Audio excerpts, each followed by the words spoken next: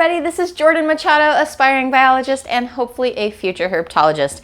And today we're actually going to be covering how to make a Hognose Bioactive mixture. The ingredients: organic topsoil, some sphagnum moss, some Repti Bark, and some play sand. But a few other things to actually help is going to be a big container to put all of your bioactive mixture in and actually mix it up, and a smaller container for you to use as your measurement. The first ingredient is going to be our topsoil. This is going to consist of the majority of our bioactive substrate. You want 50% of your substrate to be made of topsoil. Now this is made with a bunch of peat moss and some other awesome goodies, so you get to actually create a good mixture that will hold burrows, enough humidity for other animals like isopods and the cleanup crew that you want to be there to help clean everything up. We're gonna just dump this into another container to make it a little easier. Already started this, but you want to make sure that you make it as easy as possible for yourself. Sometimes there may be worms or other kind of life in the soil. You do not have to worry. These things are all going to be very beneficial, especially for a bioactive.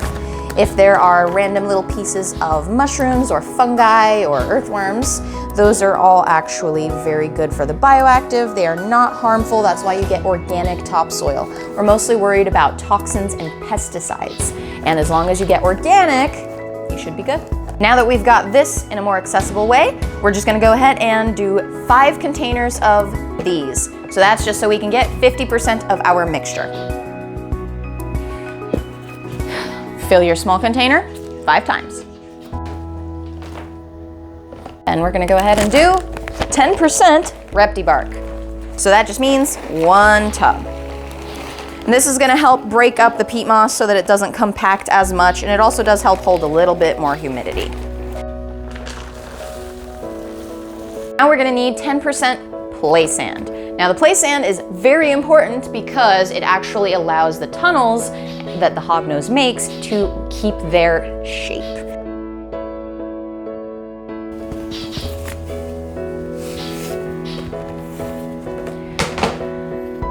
All right, so you're gonna wanna start mixing now before we add in the moss, because otherwise you're gonna have a very bad time.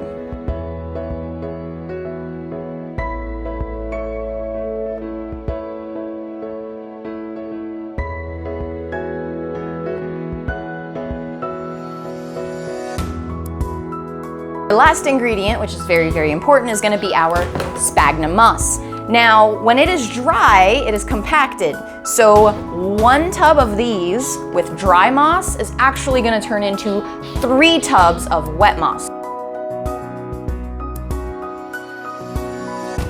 I am just breaking it up while it's dry because that will make it a little easier to hydrate. Sometimes when you have the clumps of dry sphagnum moss, it doesn't actually reach the center of the big clump, and then that part will be dry, but we want it to be nice and humid. And the reason this is only 30% of the mixture is because hognoses don't need it to be super humid. You just want them to have, essentially in a bioactive, a humidity gradient. So you'll have one side that's gonna be nice and humid. You'll keep that side a little bit wet, and then you want the other side to be dry. And this will also help the isopods and the cleanup crew not thermoregulate, but hydroregulate. All right, so 1 container of compact sphagnum moss became all of this after being broken apart. So we're gonna go ahead and hydrate this and then get 3 full tubs of these, and we'll just mix it up and be done.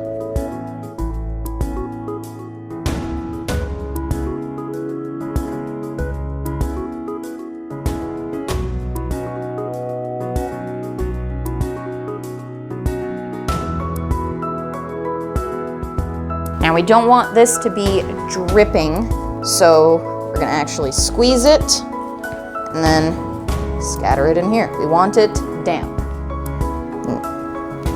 not dripping or soaked. Just a gentle squeeze and then scatter it inside.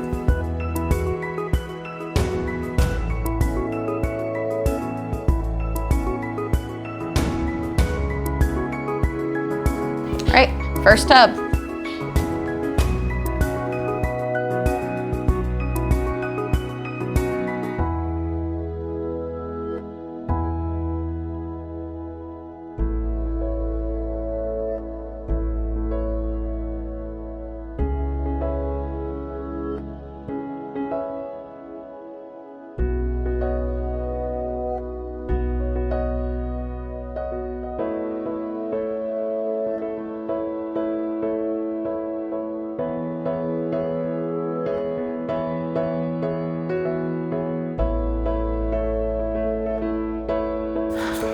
All right, Adora, time to test our mixture. What do you think? As soon as we finish, she is going crazy. They just really like how fluffy it is, how nice it is to burrow into, so it's honestly, every single hognose that thrives in wanting to burrow and dig seems to really, really enjoy this. What's really awesome is when they actually go to shed, you'll notice that they burrow towards the bottom of the tank. And that is naturally what they would be doing in the wild because the water drains and goes towards the bottom. So I've noticed that our hognoses that we have in bioactives will actually just bury themselves when they're getting ready to shed. And every single time we'll have an absolutely perfect shed. And the cool part is, with it being a bioactive and with us throwing in some isopods, they'll take care of the shed for us. So much for watching, everybody. I hope you learned something awesome today. And stay tuned, subscribe and like to see our future videos because I'm actually going to be showing you guys how to make a cool looking bioactive like this. We'll show you how to make the background. And as you can see, this is Ozai. He is one of our corn snakes and he is a very sweet boy and he loves to climb around, bask, and just enjoy all of it. Keep it snakeful.